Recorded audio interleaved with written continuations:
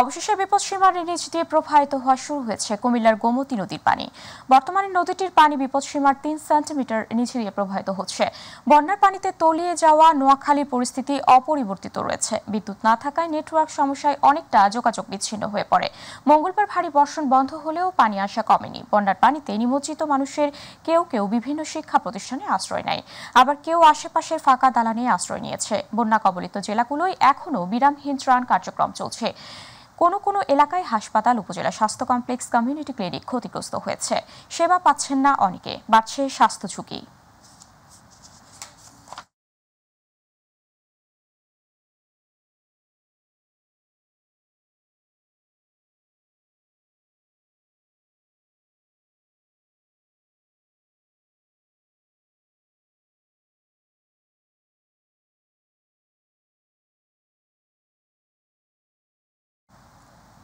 দর্শক, এই মুহূর্তে মৌলভীবাজার থেকে বন্যা পরিস্থিতির খবর জানাচ্ছেন প্রতিনিধি মনিরুল ইসলাম।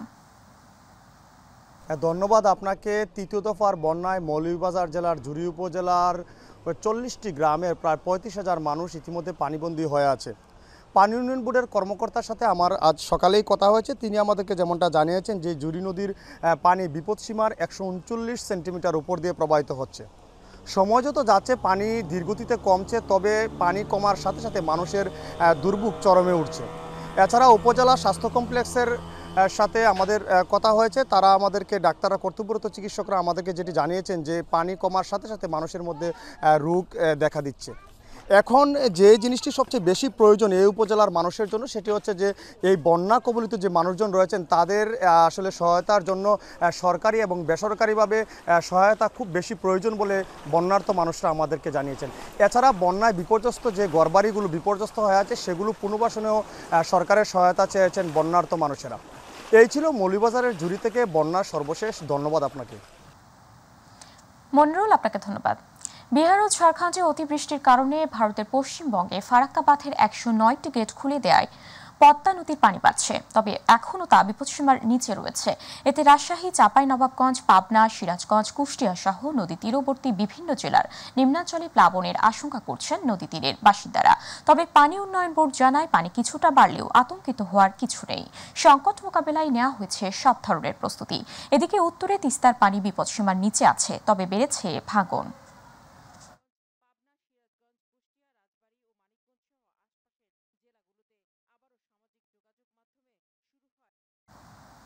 দর্শক, এই মুহূর্তে রাজশাহী থেকে পদ্মার খবর জানাচ্ছেন প্রতিনিধি শাহরিয়ার অন্তু।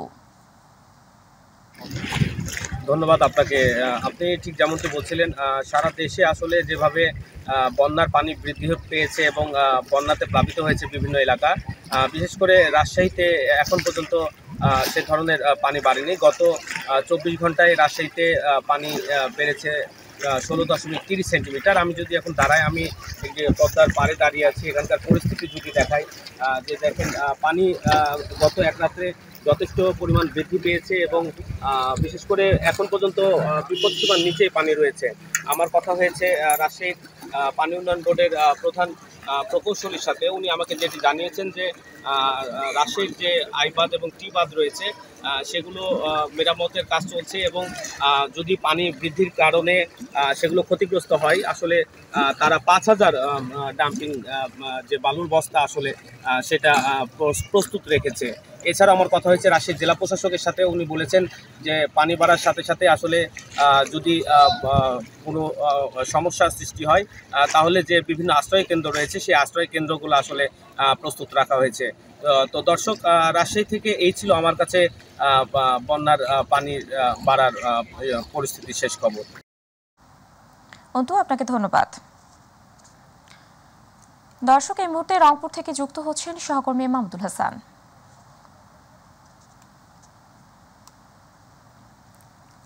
মাহমুদুল, আপনার কাছ থেকে জানতে চাচ্ছি, উত্তরাঞ্চলে নদ নদীর পানির স্বাভাবিক পরিস্থিতি এখন কেমন দেখছেন, জানাবেন আমাদের। উপমা, আপনি যেমনটা বলছিলেন, আপনি জানেন যে দেশে বেশ কয়েকটি জায়গায় কিন্তু যে বন্যা সেটি কিন্তু অব্যাহত রয়েছে। তবে আপনাকে জানিয়ে রাখি যে উত্তরাঞ্চলে যে দুধকুমার, তিস্তা, ধরলা যে নদ নদীগুলো রয়েছে সেখানে কিন্তু যে পানি উন্নয়ন বোর্ডের তথ্য মতে সেখানে কিন্তু যে পানি সেটি কিন্তু একেবারে স্বাভাবিকভাবে যে বিরাজমান সেটি বিদ্যমান রয়েছে। তবে আগামী তাদের এই তথ্য মোতাবেক কিন্তু আগামী 36 ঘন্টা কিন্তু এরকম অব্যাহত থাকবে। তবে এ সপ্তাহে যেটি তারা যেটি বলছেন যে এ সপ্তাহে কিন্তু যে বন্যার পূর্বাভাস তেমনটা কিন্তু নাই। তবে স্বাভাবিকভাবে কিন্তু নদীর যে পানি সেটি কিন্তু আমরা বিশেষ করে তিস্তায় দেখেছি যে স্বাভাবিকভাবে কিন্তু সেখানে পানি বিদ্যমান রয়েছে। এবং বিশেষ করে জানিয়ে রাখি যে উত্তরাঞ্চলের মানুষ যেহেতু প্রত্যেকবারেই কিন্তু প্রত্যেক বছরে কিন্তু 4 থেকে 5 বার কিন্তু বন্যার দখল কাটিয়ে উঠতে হয়। এই কারণে কিন্তু তিস্তা পাড়ের মানুষ কিন্তু সবসময় আতঙ্কে থাকে। যেহেতু দক্ষিণ অঞ্চলে কিন্তু অনেক জায়গাতে যেহেতু বন্যায় কবলিত অনেক মানুষ কিন্তু সেখানে একেবারে তাদের যে আর্তনাদ সেটি কিন্তু সারা দেশেই নাড়িয়ে একেবারে সাধারণ মানুষের মনে কিন্তু নাড়া দিয়েছে। এই কারণে কিন্তু উত্তরাঞ্চলের মানুষ আমরা দেখেছি বিভিন্নভাবেই ত্রাণ সহায়তা তারা কিন্তু দক্ষিণ অঞ্চলের মানুষ যারা বন্যায় কবলিত তাদের কাছে কিন্তু বিভিন্নভাবে ত্রাণ সামগ্রী পাঠাচ্ছে। এবং বিশেষ করে আমরা দেখেছি অনেক স্বেচ্ছাসেবী সংগঠন, আমি যদি বলি যে বিশেষ করে অনেক সংগঠনও সেখানে বিভিন্ন জায়গা থেকে এই ত্রাণ সহায়তা সামগ্রী উত্তোলন করে সেখান থেকে কিন্তু তারা আসলে এই দক্ষিণ অঞ্চলের যে বিশেষ করে ফেনী এবং নোয়াখালী জেলায় যারা বন্যা কবলিত যারা মানুষ রয়েছে সেখানে কিন্তু তারা প্রেরণ করছেন। এবং সেখানে শুকনো আমরা দেখেছি যে উত্তরাঞ্চলের অনেক স্বেচ্ছাসেবী সংগঠন কিন্তু সেখানে খাবার নিয়েও কিন্তু আমরা দেখেছি যে সেখানে সেই বন্যার্তদের পাশে দাঁড়িয়েছে। তবে উত্তরাঞ্চলের যে নদ নদীর পানি সেটি যেহেতু এখনো বাড়েনি, এ কারণে উত্তরাঞ্চলের মানুষ কিন্তু আসলে বন্যা নিয়ে যে খুব একটা শঙ্কিত এখনো নেই। তবে বন্যা পূর্বাভাস যেটি আসলে আগামী সপ্তাহে কি ধরনের বন্যা হবে কিনা বা উজানের ঢলের অনেকটাই নির্ভর করে কিন্তু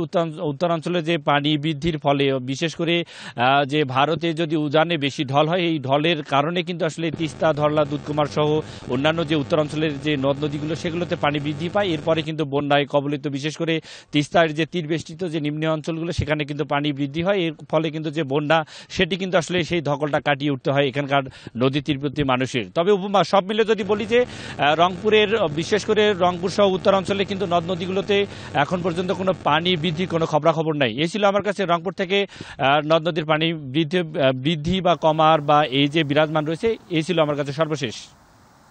মাহমুদুল, আপনাকে ধন্যবাদ। দর্শক, উত্তরাঞ্চলের নদ নদীর পানির সার্বিক পরিস্থিতি জানাচ্ছিলেন আমাদের প্রতিনিধি মাহমুদুল হাসান। চলে যাচ্ছে পরবর্তী সংবাদে। রাজনৈতিক দল হিসেবে বাংলাদেশ জামাতে ইসলামী ও ইসলামী ছাত্র শিবির নিষিদ্ধ করে স্বরাষ্ট্র মন্ত্রণালয়ের জারি করা প্রজ্ঞাপন প্রত্যাহার করা হয়েছে। এ বিষয়ে আজই গেজেটে জারি করা হবে। 1 আগস্ট নির্বাহী আদেশে বাংলাদেশ জামাতে ইসলামী ও ছাত্র শিবিরকে নিষিদ্ধ করেছিল গত আওয়ামী লীগ সরকার। স্বরাষ্ট্র মন্ত্রণালয়ের জননিরাপত্তা বিভাগ থেকে জারি করা প্রজ্ঞাপনে জামাতকে নিষিদ্ধ করা হয়। আওয়ামী লীগ সরকার ক্ষমতাচ্যুত হওয়ার পর জামাতে ইসলামী ও ছাত্র শিবির নিষিদ্ধের নির্বাহী আদেশ প্রত্যাহারে পদক্ষেপ নেওয়া শুরু হয়। বৈধতা ফিরে পেতে আবেদন করে জামায়াত ও শিবির। এই আবেদনের পরিপ্রেক্ষিতে নিষিদ্ধের প্রজ্ঞাপন বাতিল করা হলো। রিভিউ প্যানেলে পর্যালোচনা হয়, রিভিউ প্যানেলের সিদ্ধান্ত নেওয়া হয় যে যেহেতু কোনো কার্যকারণ খুঁজে পায়নি কেন নিষিদ্ধ করা হয়েছিল, সেই জন্য তারা এই নিষিদ্ধের আদেশ বাতিলের জন্য সুপারিশ করেন। এরই প্রেক্ষিতে মাননীয় স্বরাষ্ট্র উপদেষ্টা, মাননীয় প্রধান উপদেষ্টা এবং আইন উপদেষ্টার সকলের সম্মতিতে এই সিদ্ধান্ত গৃহীত হয় যে অতীতের এই যে নিষিদ্ধকরণ সার্কুলারটি ছিল এটিকে বাতিল বলে ঘোষণা করা হয়েছে। কোটা সংস্কার আন্দোলনে নিহতের ঘটনায় শেখ হাসিনা সরকারের গঠিত 3 সদস্য বিশিষ্ট তদন্ত কমিশন বাতিল করা হয়েছে। এ নিয়ে আজ প্রজ্ঞাপন জারি করেছে অন্তর্বর্তী সরকার। মন্ত্রিপরিষদ সচিব মোহাম্মদ মাহবুব হোসেন স্বাক্ষরিত প্রজ্ঞাপনে এই তথ্য জানানো হয়। গত 1 আগস্ট 3 সদস্যের এই তদন্ত কমিশন গঠন করেছিল শেখ হাসিনা নেতৃত্বাধীন সরকার। কমিশনের সভাপতি ছিলেন সুপ্রিম কোর্টের হাইকোর্ট বিভাগের বিচারপতি খন্দকার দিলুরুজ্জামান, আর সদস্য ছিলেন বিচারপতি KM জাহেদ সরওয়ার ও বিচারপতি শওকত আলী চৌধুরী।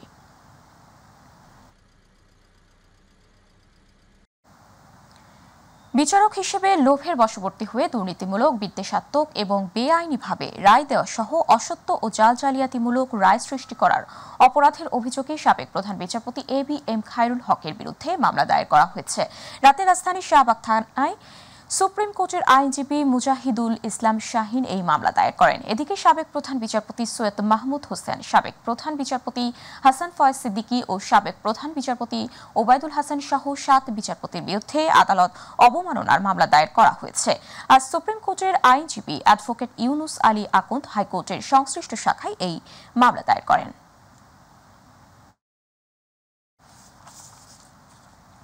ঢাকা মহানগর দায়রা জজ আদালতের পাবলিক প্রসিকিউটর হিসেবে নিয়োগ দেওয়া হয়েছে অ্যাডভোকেট এহসানুল হক সমাজিকে। মঙ্গলবার উপ সলিসিটর সানা মোহাম্মদ মারুফ হোসাইনের স্বাক্ষর করা একটি চিঠির মাধ্যমে বিষয়টি জানানো হয়। তিনি আওয়ামী লীগ সরকারের আমলে নিয়োগ পাওয়া পাবলিক প্রসিকিউটর আব্দুল্লাহ আবুর স্থলাভিষিক্ত হলেন। অ্যাডভোকেট সমাজি এর আগেও ঢাকার মহানগর দায়রা জজ আদালতের পিপি ছিলেন। তিনি বাংলাদেশে প্রচলিত ফৌজদারি কার্যবিধির প্রয়োজনীয় সংশোধনীর উদ্দেশ্যে ইউনাইটেড নেশনস ডেভেলপমেন্ট প্রোগ্রাম পরিচালিত জাতীয় পরামর্শক সংস্থার আইন পরামর্শক হিসেবেও কাজ করেছেন।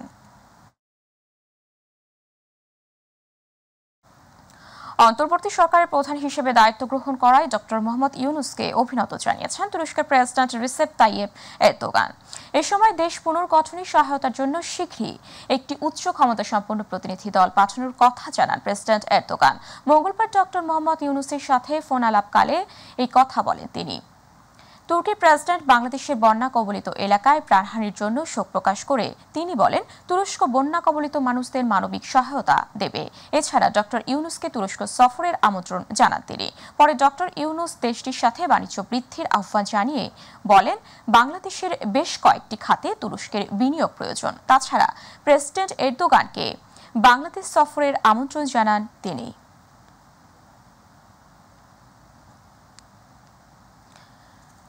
বৈষম্য বিরোধী ছাত্র আন্দোলনে ঢাকায় পুলিশের গুলিতে নিহত হয় মাদারীপুরের কালকিনি উপজেলার ৩ জন। সন্তানদের এই অকাল মৃত্যু কোনোভাবেই মেনে নিতে পারছে না তারা পরিবারের সদস্যরা। একমাত্র উপার্জনক্ষম ছেলেকে হারিয়ে অর্ধ আহারে দিন কাটছে নিহতদের পরিবারের সদস্যদের। নিহতদের পরিবারকে সরকারিভাবে সহযোগিতার দাবি জানিয়েছে স্থানীয়রা। কালকিনি ও ডাসার প্রতিনিধি মোহাম্মদ জিয়াউদ্দিন লিয়াকতের রিপোর্ট জানাচ্ছেন ইলিয়াস কমল। মাদারীপুর জেলার কালকিনি উপজেলার আলীনগর ইউনিয়নের উত্তর কানাইপুর গ্রামের এলাকার দিলোয়ার ঢালির ছেলে হাসিবুল ইসলাম 17 বছর বয়সী অসুস্থ বাবার সংসারের উপার্জনের একমাত্র মাধ্যম হয়ে উঠেছিল। বাবার চিকিৎসা ও সংসারের হাল ধরতে সাভারে রং মিস্ত্রির কাজ করতেন হাসিবুল। বৈষম্য বিরোধী ছাত্র আন্দোলন চলাকালীন 5 আগস্ট ঢাকার সাভারে পুলিশের গুলিতে আহত হয়। 2 দিন পর চিকিৎসাধীন অবস্থায় মারা যায় হাসিবুল। সরকার আমার বাবারে কি লেগে মারলো। একই আন্দোলনে 20 জুলাই প্রাণ হারিয়েছেন উপজেলার রমজানপুর ইউনিয়নের চরপালদি গ্রামের 26 বছরের যুবক সিফাত হোসেন ও উপজেলার শিকারমঙ্গল ইউনিয়নের আব্দুর রাজ্জাক হাওলাদারের ছেলে ব্যবসায়ী মোশাররফ হাওলাদার। আমার ছেলের যারা মারছে আমি ফাঁসি চাই। নিহত 3 জনই পরিবারের প্রধান ও একমাত্র উপার্জনক্ষম ব্যক্তি হওয়ায় তাদের হারিয়ে অনেকটাই দিশেহারা পরিবারগুলো। সরকারের পক্ষ থেকে তাদেরকে সহযোগিতার দাবি জানিয়েছেন স্থানীয়রা। মিরপুর 10 নম্বর রাস্তা পারাপার হওয়ার সময় গোলাগুলি শুরু হয়, তখন তার মাথায় সিফাতের মাথায় গুলি লাগে। ওর কামাই দিয়ে আমি বাঁচছি, আমি এখন কি করতে পারবে। ওদের সংসার চলতে খুব কষ্ট হয়, যদি সরকারের একটু অনুদান দিত তাইলে হয়তো ওদের উপকার হইতো। আবার বুলেট লাগার পরে আমরা তাকে চিকিৎসার জন্য হসপিটালে নিয়ে গেছিলাম। মেডিকেলে নেওয়ার পরে 2 দিন থাকার পরে সে মৃত্যুবরণ করে। হাসিব মারা যাওয়ার পরে ছেলেপুতে আমরা কিভাবে এখন বাঁচবো? যদি সরকার একটু সাহায্য না করে আমরা কিভাবে বাঁচবো? সরকার যদি নিহতদের পরিবারের জন্য আর্থিক কোনো বরাদ্দ দেয় তাহলে তা দ্রুত তাদের কাছে পৌঁছে দেওয়া হবে জানিয়েছে স্থানীয় প্রশাসন। বৈষম্য বিরোধী ছাত্র আন্দোলনে কালকিনি থেকে যারা আন্দোলনে যোগ দিয়ে নিহত হয়েছে সেই সকল পরিবারকে বর্তমান অন্তর্বর্তীকালীন সরকার যদি অনুদান প্রদান করে তাহলে আমরা সেই অনুদান ক্ষতিগ্রস্ত পরিবারের কাছে দ্রুততম সময়ে পৌঁছে দিতে পারব। ছাত্র জনতার অভ্যুত্থানের মাধ্যমে স্বৈরাচারের পতনের পর একটি সুখী, সমৃদ্ধশীল, ক্ষুধামুক্ত, নিরক্ষর সোনার বাংলা দেখতে চায় নিহতদের পরিবার ও বৈষম্য বিরোধী ছাত্র আন্দোলনে জড়িতরা। ইলিয়াস কমল, মাই টিভি। লাগামহীন দুর্নীতি ও জালিয়াতির একাধিক অভিযোগের প্রমাণ থাকার পরেও বহাল তবিয়তে চাকরি করে যাচ্ছেন এক অসাধু জেলা রেজিস্ট্রার। নাম তার নূরে নেওয়াজ উর্ফে লিটু। স্ত্রী আঞ্জুমান আরা ও আত্মীয় স্বজনের নামে বেনামে বিপুল পরিমাণে অবৈধ সম্পদ অর্জন করেছে এই দম্পতি। গেল কয়েক মাস আগে কাজী নিয়োগে অনিয়ম ও দুর্নীতির দায়ে দুর্নীতি দমন কমিশনে অভিযোগ ও আদালতে মামলা হয়েছে তার বিরুদ্ধে। কিন্তু তারপরেও থেমে নেই এই দুর্নীতিবাজ কর্মকর্তা নূরে নেওয়াজ। মুজিবুর রহমানের 2 পর্বের বিশেষ রিপোর্টের আজ দেখুন দ্বিতীয় পর্ব।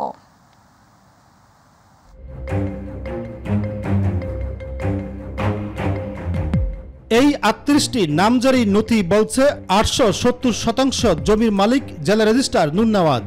ময়মনসিংহের 4 নং মোহাম্মদ আলী রোডে রোজগার্ডেন নামক এই ভবনে 2200 স্কয়ার ফিটের 2টি ফ্ল্যাটের মালিক স্ত্রী আঞ্জুমান আরা ও নূরে নেওয়াজ ওরফে লিটু, যার দলিল নাম্বার 10552 ও 10553। নৌমহল গরুর খেয়ার মোড়ে এই বাড়িতে একটি ফ্ল্যাট ও পণ্ডিত বাড়িতে রয়েছে আরও একটি ফ্ল্যাট, যার মালিকানায় নাম রয়েছে এই সাব রেজিস্ট্রার দম্পতির। টোলাদিয়া মৌজায় 13 শতক জমি, নিজ গ্রামে একতলা আলিশান বাড়ি, টাঙ্গাইল ধনবাড়িতে 3 একর জমিতে রাইস মিল, মাসকান্দা বাইপাস মোড়ে 16 শতাংশ জমি সহ নামে বেনামে আছে বিপুল পরিমাণের সম্পদ ও চলাচলের জন্য রয়েছে 2টি গাড়ি। নাম হচ্ছে নুরে নেওয়াজ, বলে জেলা রেজিস্ট্রার শেরপুর। জি, কত শতক জমি? 800 শতক, 8 একর। ময়মনসিংহে 5টা বাসা, শেরপুরে 4টে। এই জায়গাটা আপনার জেলা রেজিস্ট্রার নুর নেওয়াজের জায়গাটা। পদে পদে আমরা হয়রানির শিকার হই, রেজিস্ট্রারের টাকা ছাড়া কোনো কাজই হয় না। মাই টিভির অনুসন্ধানে বেরিয়ে আসে জেলা রেজিস্ট্রার নূর নেওয়াজের জাল জালিয়াতির চিত্র। শেরপুর জেলার বিভিন্ন ইউনিয়নে কাজী নিয়োগে হয়রানির মাধ্যমে অর্থ আদায় এবং সাবেক ডিআর হেলাল সেলিম ও নিবন্ধন মহাপরিচালকের স্বাক্ষর জাল জালিয়াতির মাধ্যমে ভুয়া কাজী নিয়োগ, জেলার 5টি রেজিস্ট্রি অফিস থেকে মাসিক মাসোহারা ও কেরানি অফিস সহায়ক বদলি করে বিপুল পরিমাণের অবৈধ সম্পদের মালিক হয়েছেন নূর নেওয়াজ। তার বিরুদ্ধে জাতীয় ও স্থানীয় একাধিক গণমাধ্যমে অনিয়মের খবর প্রকাশিত হওয়ার পরে দুর্নীতি দমন কমিশনে অভিযোগ ও আদালতে মামলা করেছেন মুক্তিযোদ্ধা সেকান্দর আলী ও আবু সাইদ। তারপরেও থেমে নেই তার নানা অপকর্ম। বর্তমান জেলা রেজিস্ট্রার নূর নেওয়াজ একজন দুর্নীতিবাজ কর্মকর্তা। এটি সাব রেজিস্ট্রার থাকাকালীন সময়ে সরকারের লক্ষ লক্ষ টাকা রাজস্ব আদায় করে সেই টাকা সে আত্মসাৎ করেছে। সে বর্তমানে শেরপুরের জেলা রেজিস্ট্রার হিসাবে যোগদান করেছে। যোগদান করার পরে সে বিভিন্ন অনিয়ম দুর্নীতি করেই যাচ্ছে। দুর্নীতির বিষয়ে আমি বাদী হয়ে শেরপুর সদর সিআর আমলি আদালতে একটি মামলা করেছি। শেরপুর জেলার রেজিস্ট্রার অফিসার নূর নেওয়াজ একজন দুর্নীতিবাজ কর্মকর্তা। বিপুল পরিমাণ টাকার বিনিময়ে 2 জন 3 জন করে কাজে নিয়োগ দিয়েছেন। এই দুর্নীতিবাজ জেলা রেজিস্ট্রার অপসারণ ও দৃষ্টান্তমূলক শাস্তির আমি দাবি জানাচ্ছি। আমি বীর মুক্তিযোদ্ধা হিসেবে দুর্নীতিবাজ নূর নেওয়াজের বিরুদ্ধে আইনত ব্যবস্থা নেওয়ার জন্য বর্তমান সরকারের কাছে আমি বিক্ষোভের জোরে অনুরোধ করতেছি। 2004 সালে কৃষি অধিদপ্তরের চাকরি থেকে অব্যাহতি নিয়ে পিএসসি কোটায় সাব রেজিস্ট্রার হিসেবে চাকরি বাগিয়ে নেন নূর নেওয়াজ। বর্তমানে তিনি কর্মরত আছেন শেরপুর জেলার রেজিস্ট্রার পদে। সরকারের রাজস্ব হাতিয়ে তিনি এখন অর্ধশত কোটি টাকার মালিক। এ বিষয়ে শেরপুর জেলা রেজিস্ট্রার নূর নেওয়াজের বাসায় গেলেও তাকে পাওয়া যায়নি। তবে মোবাইল ফোনে যোগাযোগ করা হলে তিনি কোনো সদ উত্তর না দিয়ে অশ্লীল ভাষা ব্যবহার করেন এবং মামলার হুমকি দেন। আপনি সরকারের কাছ থেকে যেই সম্মানী পান মাস শেষে 50 থেকে 60,000 টাকায়, ওই টাকায় আপনার পরিবারের খরচ মিটিয়ে আপনার কোনো আয় থাকার কথা নয়। এই টাকায় 870 শতক জমি, ময়মনসিংহে 4টি ফ্ল্যাট, দেশের বাড়িতে আলিশান বাড়ি, আপনার ব্যবহারের জন্য 2টি গাড়ি এবং ধনবাড়িতে অটো রাইস মিল, কিভাবে সম্ভব বলুন তো?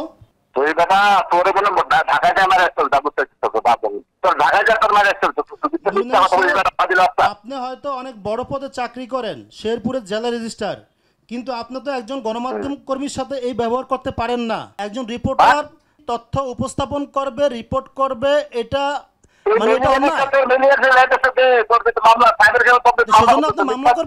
ঢাকা বিশ্ববিদ্যালয়ের অপরাধ বিশেষজ্ঞ মোহাম্মদ রেজাউল করিম সোহাগ বলেন, বৈধ পথে আয় করে কখনো বিপুল পরিমাণের সম্পদ অর্জন করা সম্ভব নয়। নূর নেওয়াজ উনি শেরপুরের জেলা রেজিস্ট্রার, কিন্তু তার সব ডকুমেন্টস আমরা অ্যানালাইজ করে দেখলাম সে এখন অনেক সম্পত্তির মালিক।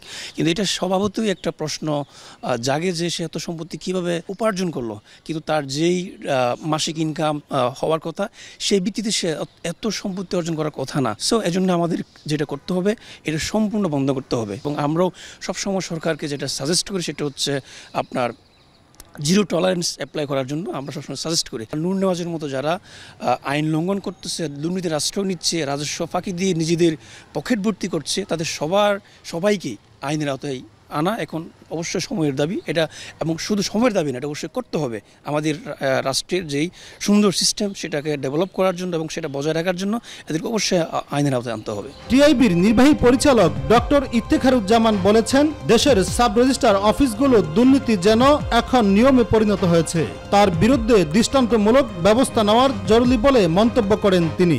এক্ষেত্রে যেটা দুইটি প্রক্রিয়ার পদক্ষেপ গ্রহণ করা দরকার। একটা হচ্ছে বিভাগীয় পদক্ষেপ, নিবন্ধন কর্তৃপক্ষ এবং তার সংশ্লিষ্ট যে মন্ত্রণালয় আছে তাদের পক্ষ থেকে কার্যকর পদক্ষেপ গ্রহণ করতে হবে, বিভাগীয় পদক্ষেপ গ্রহণ করতে হবে যথা নিয়মে, এবং একই সাথে যেহেতু সুস্পষ্টভাবে বৈধ সাথে অসামঞ্জস্যপূর্ণ সম্পদের আহরণের দৃষ্টান্ত, সেই কারণে এখানে দুর্নীতি দমন কমিশনের সব প্রত্যক্ষ ভূমিকা আছে বলে আমরা মনে করি। তারা এই বিষয়টিকে খতিয়ে দেখে যথাযথ আইনি প্রক্রিয়া জবাবদিহিতে হাত আনতে হবে।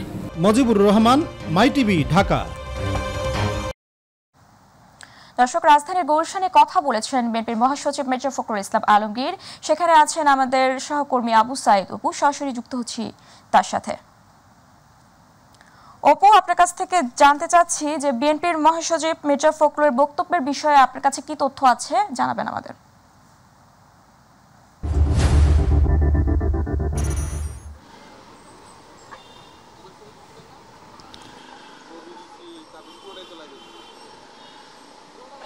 উপমা, আপনাকে ধন্যবাদ। আসলে দর্শকদেরকে জানাতে হবে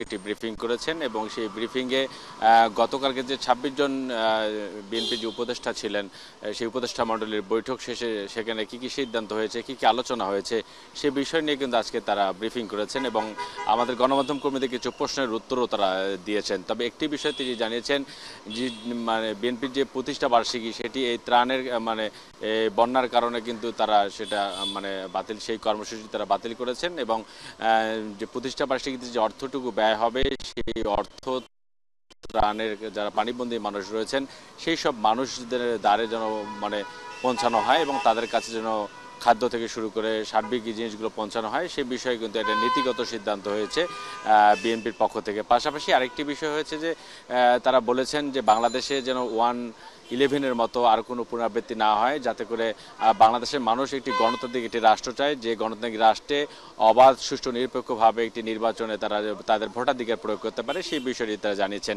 আরেকটি বিষয় আমাদের গণমাধ্যম কর্মীদের প্রশ্ন উত্তরে তিনি আমাদেরকে জানিয়েছেন বিএনপির মহাসচিব মির্জা ফখরুল ইসলাম আলমগীর। তিনি বলেছেন যে তারা কিন্তু আসলে যে অন্তর্বর্তীকালীন সরকার তাদের প্রতি উদারত আহ্বান জানিয়েছেন যে তারা কিন্তু যে কোনো ধরনের আলোচনায় বসতে প্রস্তুত, এবং তাদের পরামর্শ হচ্ছে একটাই যে এই যে আন্দোলন হোক না কেন, যে অভ্যুত্থানে হয়েছে না কেন, তাদেরও কিন্তু সমর্থন ছিল, তারাও কিন্তু রাজনীতির প্রথম থেকে কিন্তু রাজনীতির মাঠের বাইরে ছিটকে পড়ে কিন্তু এক দফা আন্দোলনের কিন্তু তারা ডাক দিয়েছিলেন, এবং সেই দাবির প্রতি কিন্তু তাদের সারা দেশে তারা ঘুরে ঘুরে সেই দাবি তারা পূরণের জন্য সকলের প্রতি উদারত আহ্বান জানিয়েছেন। অর্থাৎ সেই জায়গা থেকে এটি গণতান্ত্রিক রাষ্ট্র মানে প্রতিষ্ঠা করতে হলে অবশ্যই মানে সংলাপের যেমন কোনো বিকল্প নেই, তেমনি একটি অবাধ, সুষ্ঠু, নিরপেক্ষ নির্বাচনেরও বিকল্প নেই। সেই জন্য সবাইকে ধৈর্য ধরতে হবে এবং বসতে হবে, এবং এই বসার পরেই আসলে মানে তাহলে একটি দেশে গণতান্ত্রিক ধারা ফিরে আসবে বলে মনে করেন মির্জা ফখরুল ইসলাম আলমগীর।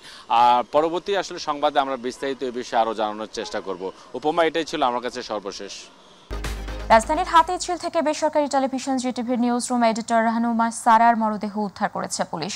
গত 3টার দিকে মরদেহ উদ্ধার করা হয়। জানা গেছে অচেতন অবস্থায় দ্রুত ওই নারীকে উদ্ধার করে ঢাকা মেডিকেল কলেজ হাসপাতালের জরুরি বিভাগে নেওয়া হলে কর্তব্যরত চিকিৎসক মৃত ঘোষণা করেন।